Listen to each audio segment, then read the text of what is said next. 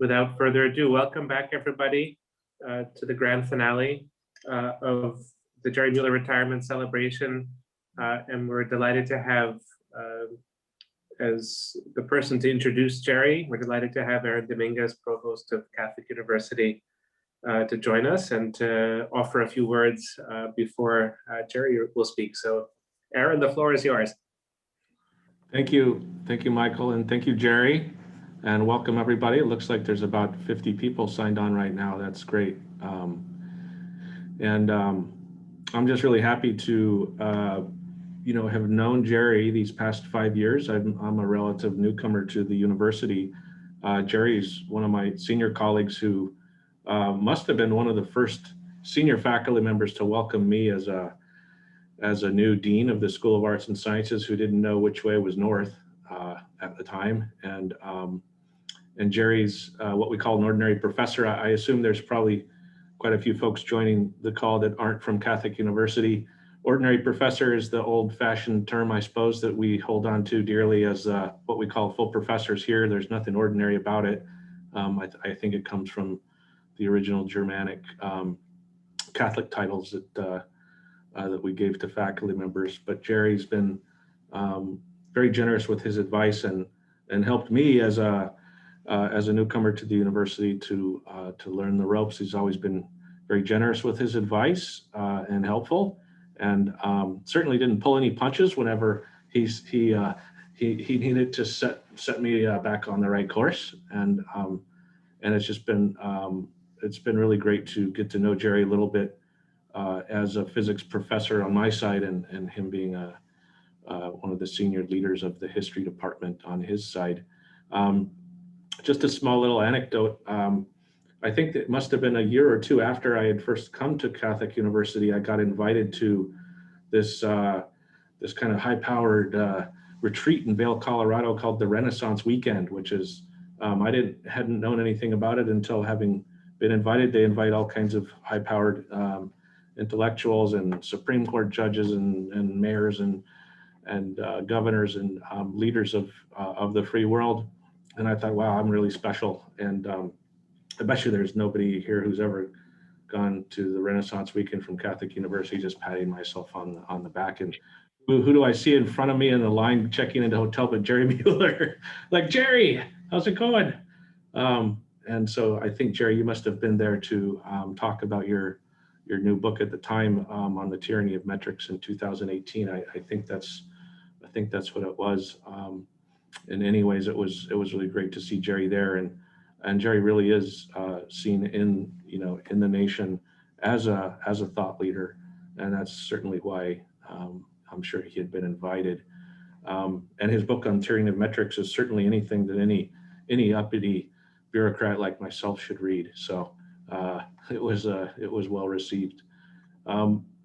Jerry spent his entire career here at Catholic University, rising up through the ranks of the professoriate as a history professor, from assistant all the way through ordinary professor, and even served and has served, I think, many different service and leadership roles at the university, including what I think is a spell of almost 16 years as chair of the history department. Is that right?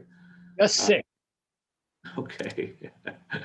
So, and our history department really is one of the very best and most productive research departments in the humanities at Catholic University, but really it's not just confined to the humanities as an excellent research department. It really is one of the very best research departments at the entire university, the entire Catholic University of America. And I'm sure that this is due in no small part to the leadership of Jerry and those of us who have benefited from his leadership, even outside of the humanities.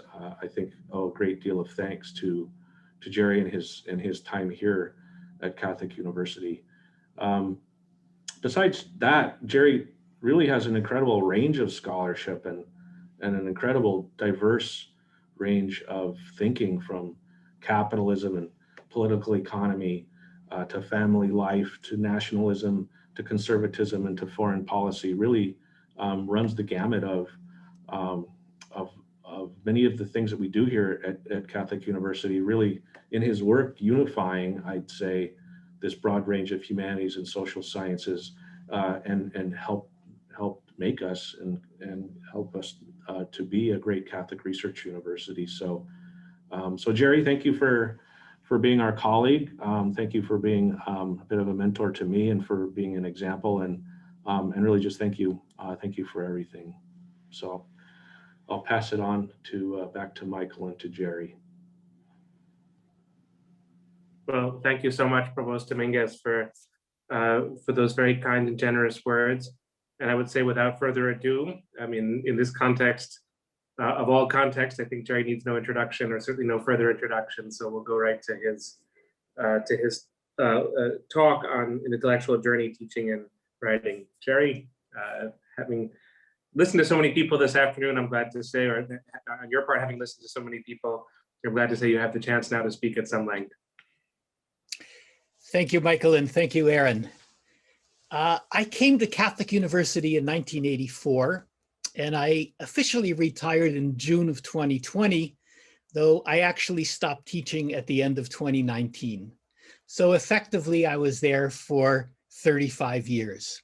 I think of this as the middle stage of my career, though I might be fooling myself.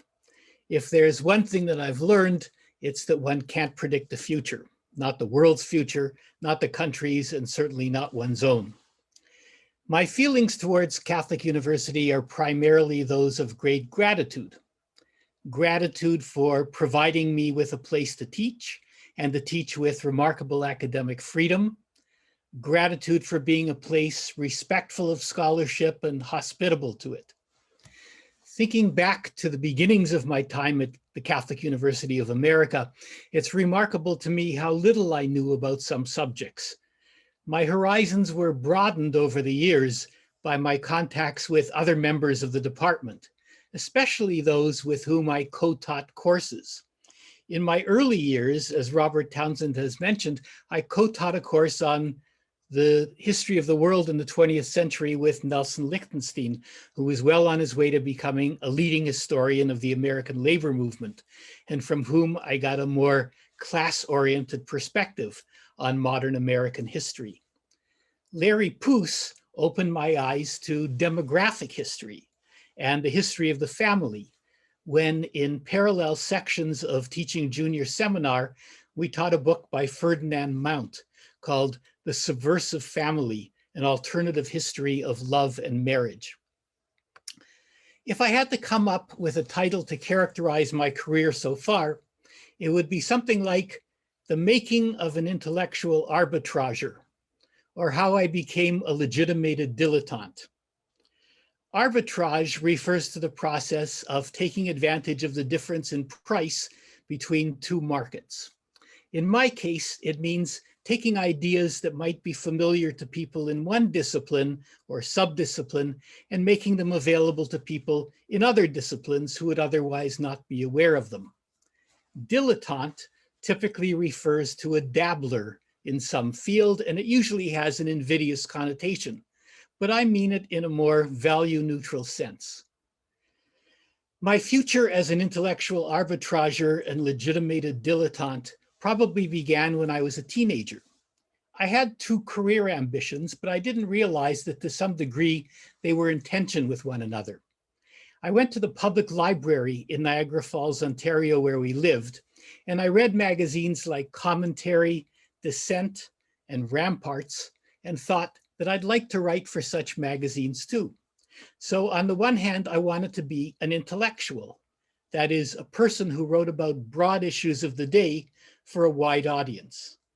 And then in my 12th grade history course, I read a book by the French historian Georges Lefebvre called The Coming of the French Revolution, and I decided that I wanted to become a historian.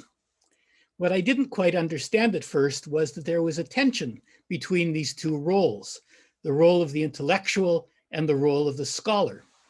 The tension here is that the role of the intellectual values breadth, that is, the ability to say something about a wide range of things, and that means knowing something about a wide range of things and then writing about it in a way that would be of interest to a broad audience.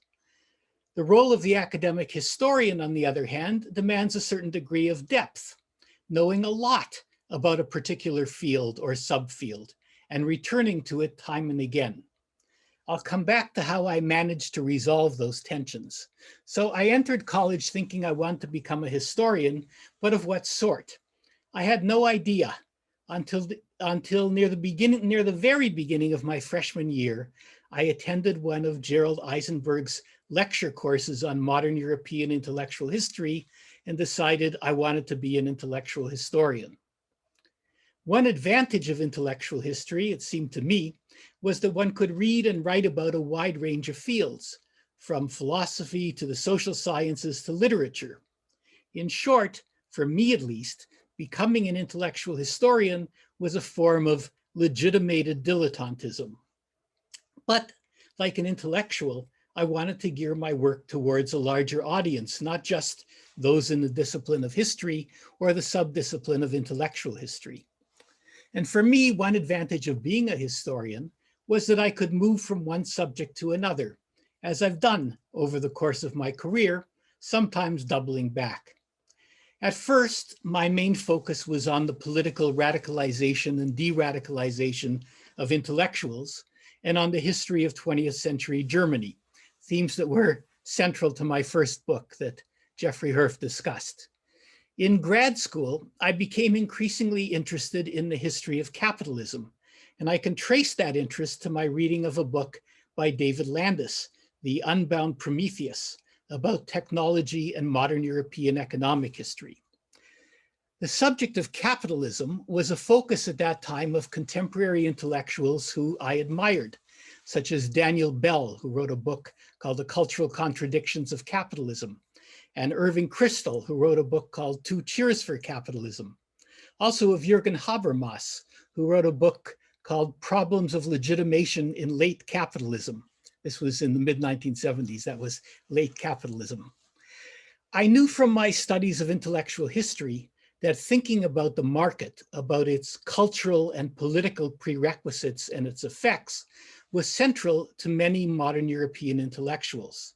So soon after arriving at Catholic University, in addition to teaching courses on modern Germany and on comparative fascism, I set out to teach a course about how modern European intellectuals had thought about capitalism. I looked for a book that would cover the topic, and to my surprise, there wasn't one. So I set out to write one, to give some historical depth to contemporary debates about capitalism, especially its moral and its cultural ramifications. I ended up working on that book from about 1986 to 2001. Peter Dougherty got wind of it from Jeffrey Herf, apparently, and wanted to publish it.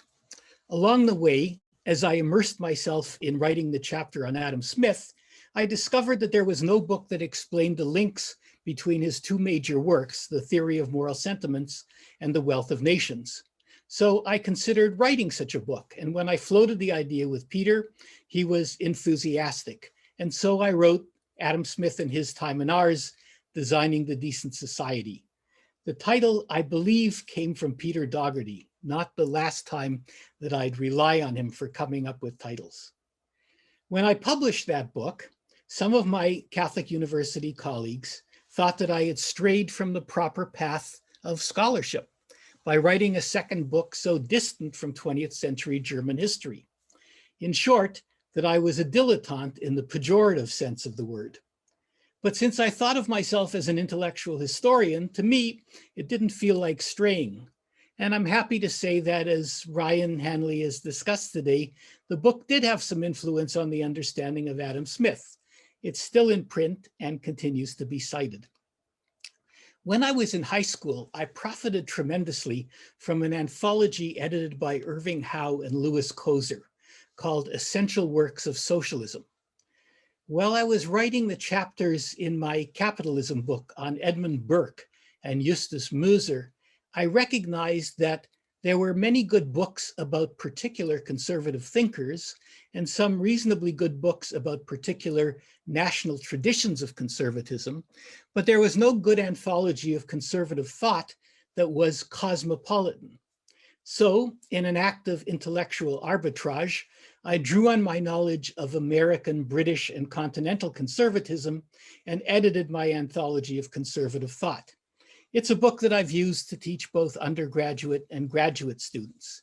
It's still in print and it's had some influence, but not lamentably enough when one considers the variety of dubiously conservative slogans that march under the banner of conservatism in the United States at the moment. When writing about conservatism or capitalism, I've tried in each case not to argue a particular ideological position, but rather to offer varying perspectives on the topic and to help put contemporary controversies in comparative perspective.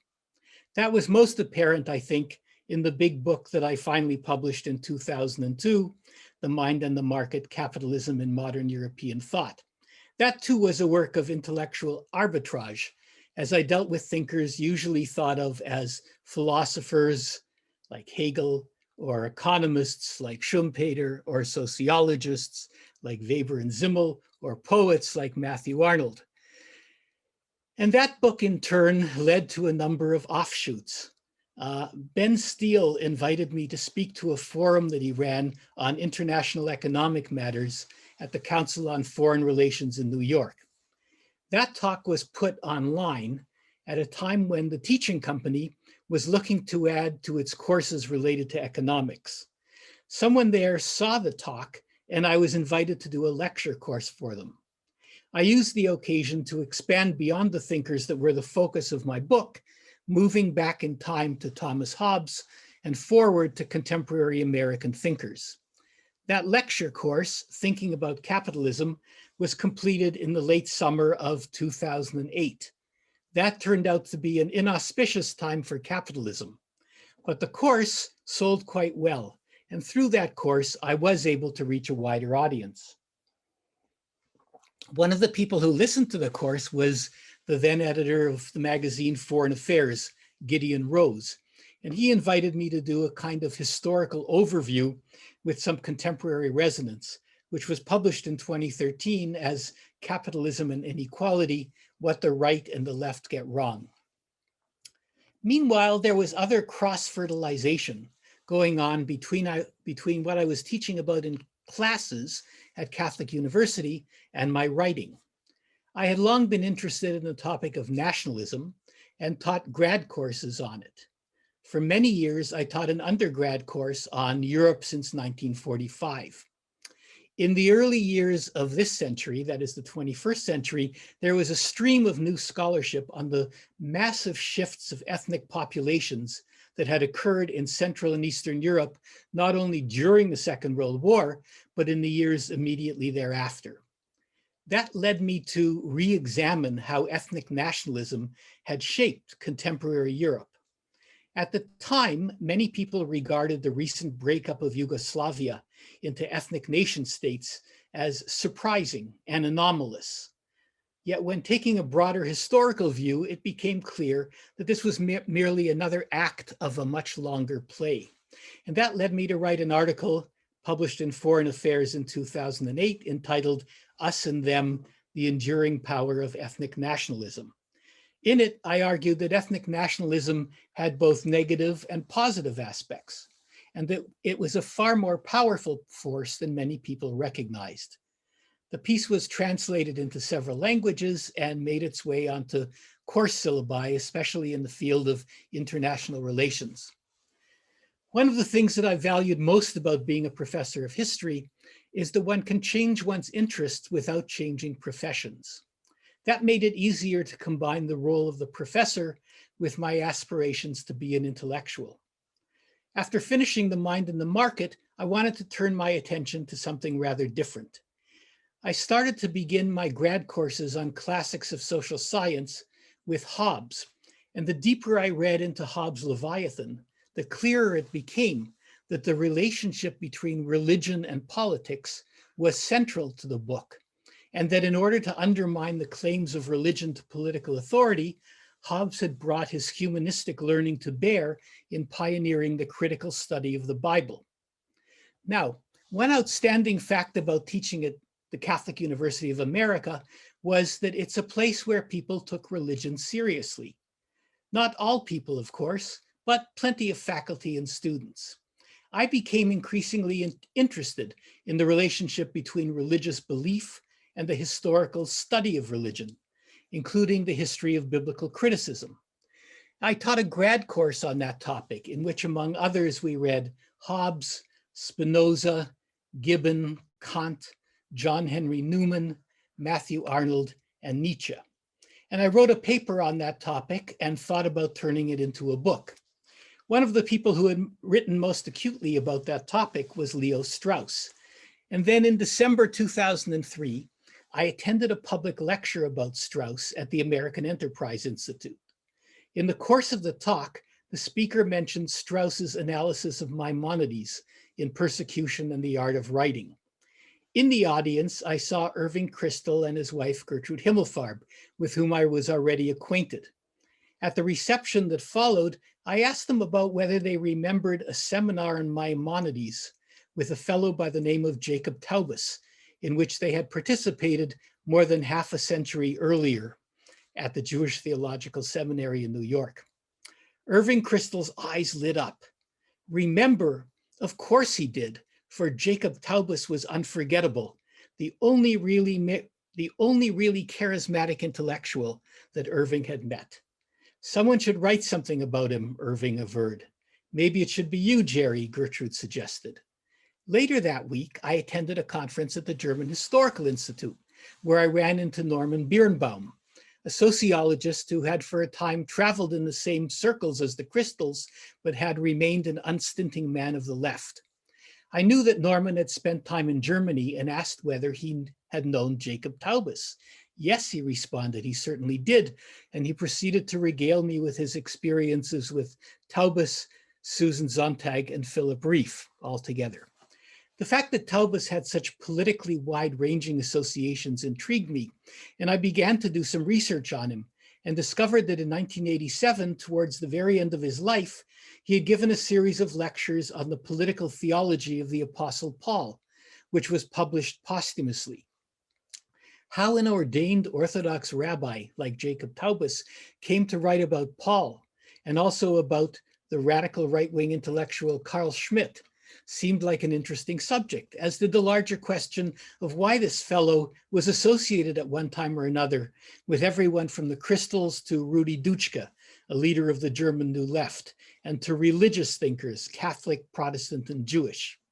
I decided to write a biography, one of the themes of which was the history of thinking about the relationship between religion and politics. And since it covered intellectuals from a variety of fields in Switzerland, the United States, Israel, and West Germany, it provided another occasion for intellectual arbitrage.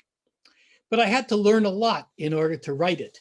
So early in my preparation for the book, I conducted a readings course on 20th century interpretations of Paul. It was with one graduate student, the Reverend Ben Boswell, a Free Baptist minister who was then a doctoral dissertation at Catholic University.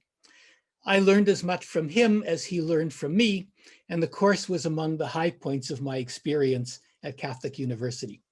The resulting book, called Professor of Apocalypse, The Many Lives of Jacob Taubes, will be published next year by Princeton University Press and in German by Surkamp Verlag.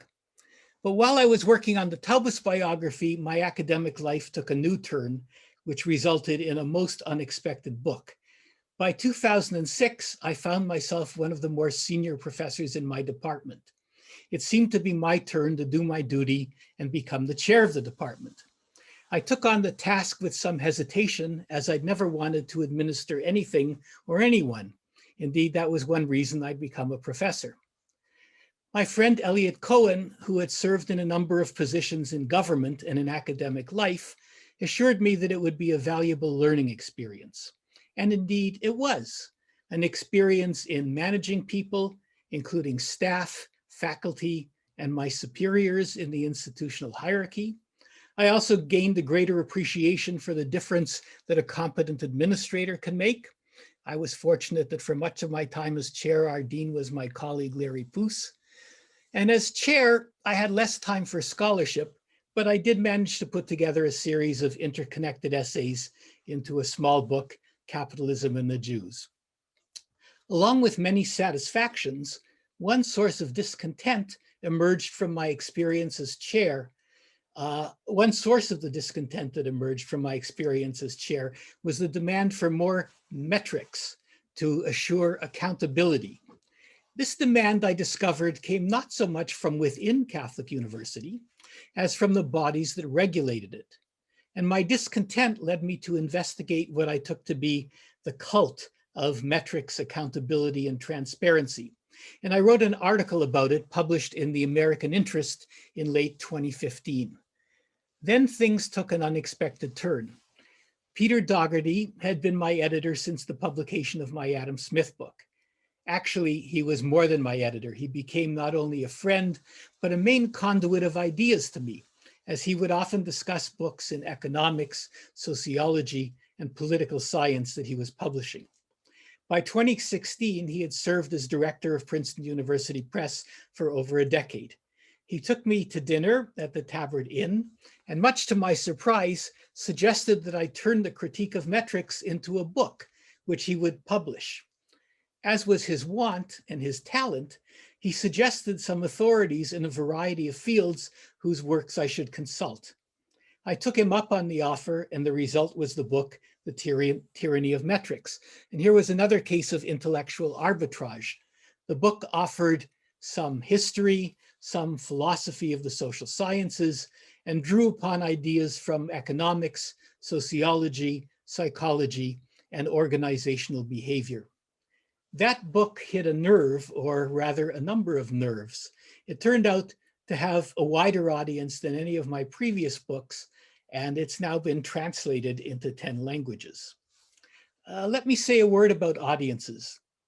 While I always hope that some historians will appreciate my work, I've not tried to write primarily for a disciplinary audience. My writings on Adam Smith, on conservatism, and on nationalism have tended to find more of an audience among people interested in political science or political theory or international relations. My book on capitalism and the Jews has appealed more to readers with an interest in Jewish studies. The Tyranny of Metrics brought me an audience of those interested in management and in organizational behavior, and of many people in a variety of fields who found that the book helped them to articulate the discontents that they felt in their own organizations. I've tried to make most of my books and essays accessible to non-academic audiences as well, by eschewing jargon and interscholarly disputes. And I get particular pleasure when I get emails from people in non-academic walks of life telling me that they've profited from my essays or my books or my lectures.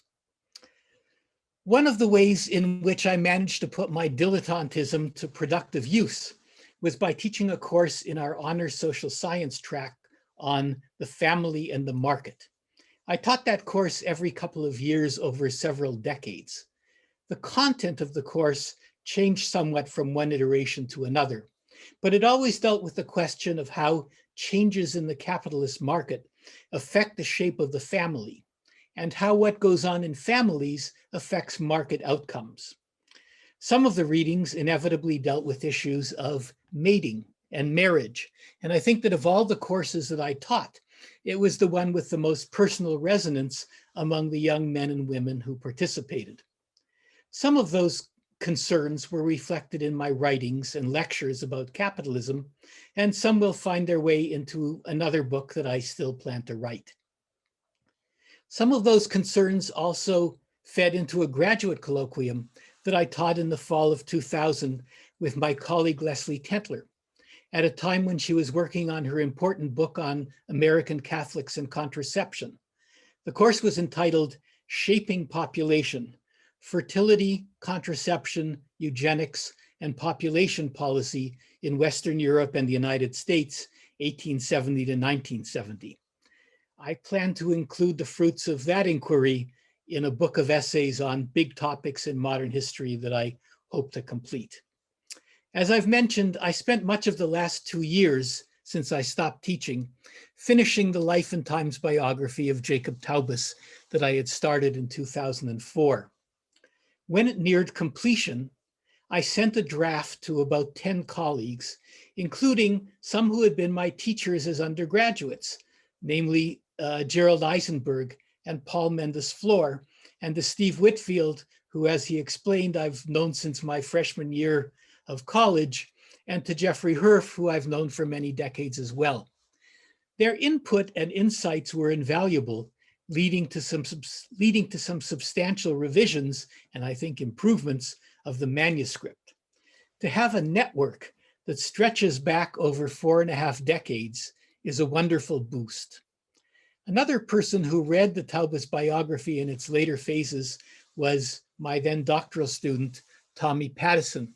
He commented that it was hard to believe that the author of this biography and the author of The Tyranny of Metrics was the same person. And indeed, sometimes it surprises me as well. So my experiences as a professor and chair at Catholic University and my career as an author were mutually fructifying. Now, having written about a wide range of topics, some historical and some not, I'm almost ready to try out my hand at another venture even more removed from the historical discipline, a book tentatively titled Planned Grandparenthood on Thinking Transgenerationally. It's a book stimulated in part by my own familial experiences, but drawing on philosophy, demography, economics, and other fields. If it works out, it will be my ultimate venture in intellectual arbitrage. And if it doesn't work out, that won't be the end of the world either. So, for me, my 3.5 decades at Catholic University were a great run. Now I'm on to the next leg with projects that will draw in one way or another on the legacy of what I've learned and taught at Catholic University. I'm deeply grateful to the university that made all of this possible, and to my wonderful colleagues in the Department of History, past and present, who I hope to see in the flesh in the post-COVID era. Thank you.